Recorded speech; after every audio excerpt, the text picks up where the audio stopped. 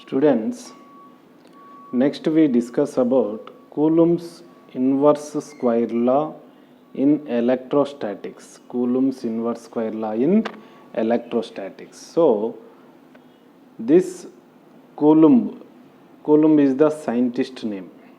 Okay. According to this, what is the force between two charges? What is the force between two charges at rest position? Electrostatics means the charges are discussed, or the phenomena or properties of charges are discussed in rest position of charges. So similarly, the Coulomb, the scientist, is invented the force between two charges or many charges. Okay. So first of all, what are the statement for these charges? He taken two charges, one is Q1 and another one is Q2, and they are separated by some distance is R. Okay. Now what happened? What is the force of attraction or force of repulsion between these two charges? Okay. Now Coulomb tells about this force. The force of attraction or repulsion between these two charges is directly proportional to the product of magnitude of two charges and inversely proportional to the square of the distance between them. So, he write this one. The force of attraction is directly proportional to the product of magnitude of two charges Q1 and Q2 and is inversely proportional to square of the distance between them. Okay, students. So, F is proportional to Q1, Q2, and also F is proportional to inversely proportional to 1 by R square. So, their product of charge increase, then force increase. Their distance between these two charges increase, then force will be decrease. Okay, students. So, that's why he write about for this one, F is proportional to Q1, Q2 by R square. Q1, Q2 by R square. So, we have to write this one. F equal to some constant is there. This constant value is 1 by 4 pi epsilon naught Q1 Q2 by R square. And this formula is represent the force of attraction or repulsion between these two charges are separated by some distance r in air only, not in any medium. So, in air, the force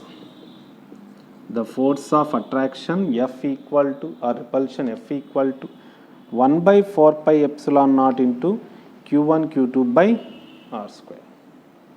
So, what is this 1 by 4 pi epsilon naught value?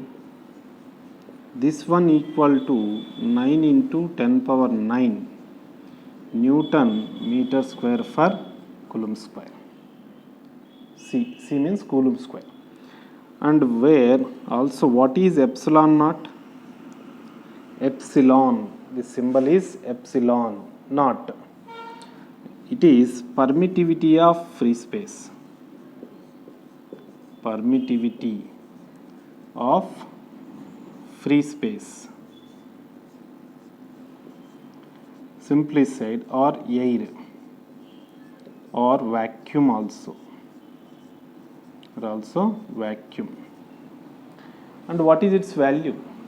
Its value equal to epsilon naught equal to 8.85 into 10 power minus 12 this Coulomb square for Newton meter square. Okay. So, what is the epsilon naught value?